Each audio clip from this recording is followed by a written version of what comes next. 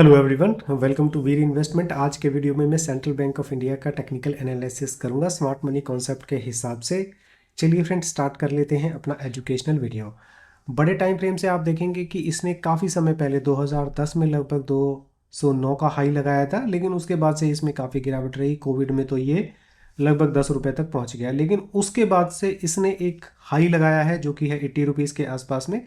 लेकिन यहाँ पर एक सेलिंग जोन मुझे बड़े टाइम फ्रेम पे दिखाई दे रहा है, लेकिन बहुत ज़्यादा अच्छा तो नहीं लग रहा है। लेकिन फिर भी वहाँ से सेलिंग आई है और प्राइस बहुत डाउन होने के बाद में लगभग 38 रुपये पे चला गया है और अभी ये 38.6 पे ट्रेड कर रहा है। तो यहाँ से मुझे एक पिक्चर दिखाई दे रही है कि इसमें अप मूवमेंट तो है, लेकिन उसके बाद में सेलिंग स्टार्ट हो गई। 6 मंथ पे चलते हैं और देखते हैं कि कोई बाइंग जोन है या नहीं। तो यहाँ से एक पिक्चर क्लियर बनती है और मैंने मार्किंग भी कर रखी है कि यहाँ पर 6 मंथ का एक सेलिंग जोन था, वहाँ पर प्राइस गया और उसको टकरा कर रिएक्ट किया और उसमें सेलिंग स्टार्ट हो गई। अब क्योंकि 6 महीने के सेलिंग जोन से स्टार्ट हुआ है, तो मुझको जो ऑर्डर ब्लॉक चाहिए बाइंग का वो 6 मंथ का ही चाहिए या फिर ईयरली का चाहिए जो उसको सपोर्ट कर सके। तो नीचे आप क्लियरली देख पा रहे हैं एक जोन बना हुआ है, काफ़ी अच्छी ग्रीन कैंडल है कॉन्टिन्यूस। तो जोन मुझे काफ़ी सही लग रहा है। अब क्योंकि इसमें ऑलरेडी कंसोलिडेशन हो चुका है, जो ये वाली कैंडल है ये भी 6 मंथ का है और आप देख रहे हैं कि यहीं पर ही प्राइस में एक मूवमेंट बहुत ज़्यादा नहीं हुई है, लेकिन एक बना है मूवमेंट ऊपर जाने के लिए। और अगर पीएसयू का निफ्टी का चार्ट आप देखेंगे तो वो ऑलरेडी ऑल टाइम हाई लगा चुका है। तो एक अपॉर्चुनिटी टाइप मुझे यहाँ पर दिखाई दे रही है। अब हम और छोटे टाइम फ्रेम पे जाते हैं तो देखते हैं सेम पिक्चर ही मुझे यहाँ पर दिखाई दे रही है, लेकिन 3 महीने का जो जोन है वो बन रहा है 29 पर। वहाँ से तो प्राइस काफ़ी दूर है, तो उसको अभी हम लोग इग्नोर कर सकते हैं। अगर किसी भी केस में वहाँ पे जाता है तो अच्छी खासी क्वांटिटी को वहाँ पर लिया जा सकता है। तो ये एक पिक्चर 3 महीने पे मुझे दिखाई दे रही है, लेकिन और छोटे टाइम फ्रेम पे जाते हैं और फिर समझते हैं क्या हुआ। देखिए नीचे प्राइस काफ़ी आया था, ये कोविड का टाइम था मंथली में, फिर इसमें अब मतलब बाइंग स्टार्ट हुई। सीलिंग जोन को टच करने के बाद में ये काफ़ी नीचे आया और सपोर्ट लिया और अभी प्राइस में कंसोलिडेशन हो रहा है। लेकिन मैंने आज ही इसका वीडियो क्यों बनाया है, इसका एक रीज़न है।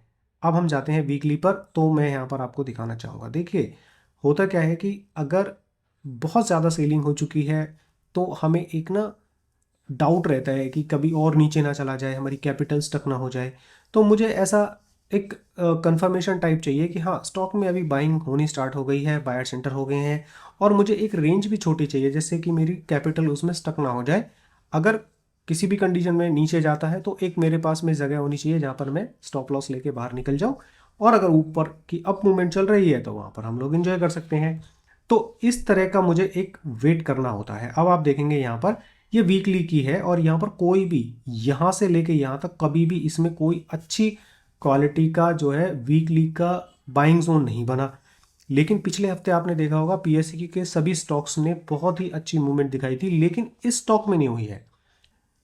देखिए इसको सपोर्ट मिल गया 6 महीने के बाइंग जोन का, इसने एक रिएक्शन भी दिया, लेकिन अभी किसी भी सेलिंग जोन को नहीं टकराया और इसमें अभी जो है एक रेंज बॉन्ड हो रखा है। ये एक पर्टिकुलर रेंज में ही ट्रेड कर रहा है और कोशिश कर रहा है उसको ब्रेक करने की, लेकिन अभी ब्रेक नहीं हो पा रहा है। लेकिन अब इसमें मुझको एक जोन दिखाई दे रहा है जो कि है थोड़ा सा नीचे, यहाँ पर है 37 के आसपास में स्टार्ट होता है और यहाँ पर जाकर ये मतलब अगर मैं मार्किंग आपको करके दिखाऊं तो ये वाला जो जोन है और यहाँ पर ये एक एंट्री बन जाती है। लेकिन क्योंकि पीएसयू निफ्टी बहुत ही अप मूवमेंट में है, ऑल टाइम हाई लगा चुका है।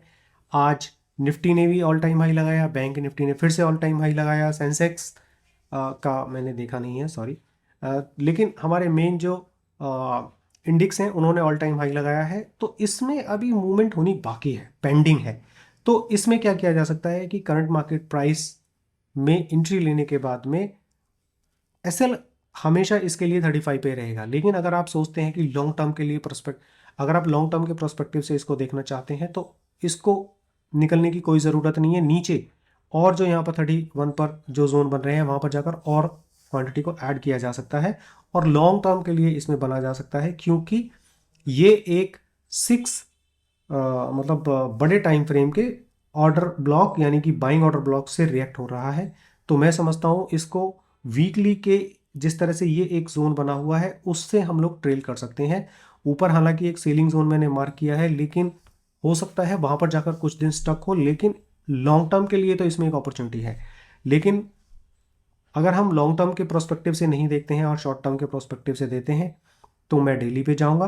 तो डेली पे हमें आज की डेट में इसमें कोई एंट्री नहीं है, हमें वेट करना चाहिए या तो 37 38 के आसपास में, या फिर और अगर नीचे आता है 37 का, और ये वाली रेंज को 1:2 के टारगेट से हम इसको कंसिडर कर सकते हैं। और इसका एसएल यहाँ पर रहेगा 1:2 का टारगेट, आप यहाँ से इसको ईजिली देख सकते हैं आने वाले टाइम में। लेकिन इस केस में अगर स्विंग ट्रेड की अपॉर्चुनिटी ढूंढते हैं तो यहाँ पर है, लॉन्ग टर्म के प्रोस्पेक्टिव से इसी रेट पे ही कंसिडर किया जा सकता है, लेकिन सभी के हालात में जो एसएल है वो यहीं पर रहेगा।